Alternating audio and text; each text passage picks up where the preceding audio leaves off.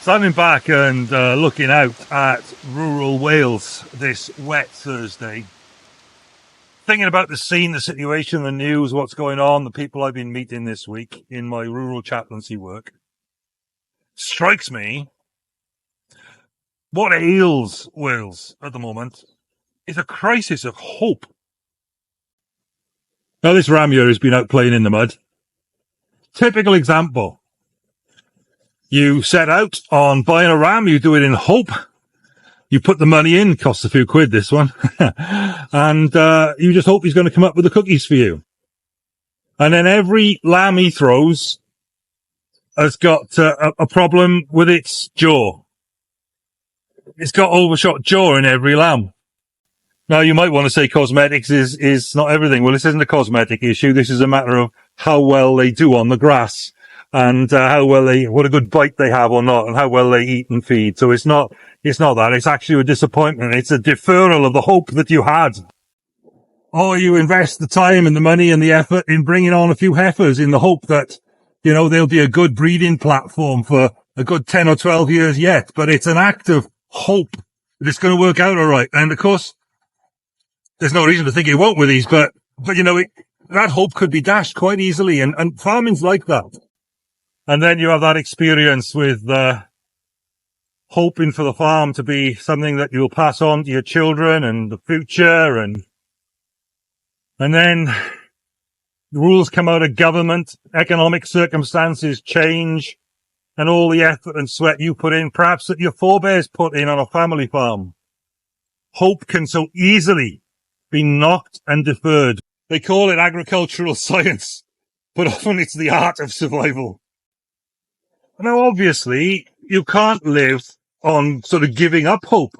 You've got to live in hope. That's what we say, isn't it? And obviously, this is an example here, this old tractor. It's 1958. And, there was a time when somebody on a farm not far from here bought this tractor and put their hope in it. And it's lived a long life and it's served very well. And sometimes, that act of trust and hope, it pays off nicely. But then there's the other times. And so often at the moment, I'm finding people in the rural parts of Wales that I'm meeting and talking to whose hope has been thoroughly turned off, thoroughly deferred, and it's difficult then. Life is very difficult without hope. Now, that crisis of hope doesn't just affect farming communities. It affects people perhaps who've moved, been here on their holidays, liked it. Didn't come in February, did they? And maybe they've got to sort of midlife and they've wanted a change in scene and whatever, and they've sold everything and moved down to rural Wales looking for nirvana. Doesn't live here. And they find out, and there's a sad history of people who do that, moving back pretty smartly. Maybe they've come in retirement, taken early retirement, and they've come on down with the highest hopes in the world. But those hopes have been frustrated against the realities of life here. In fact, if you want to bring a person down, the way to do it is to kick them in the hope. Now, of course, there's a verse in the Bible about this in the book of Proverbs, marvelous book full of wisdom. Proverbs 13:12. Hope deferred makes the heart sick, but a longing fulfilled is a tree of life. So hope deferred makes the heart sick. Got to watch where you pin your hopes. But on the other hand, we can't live without it.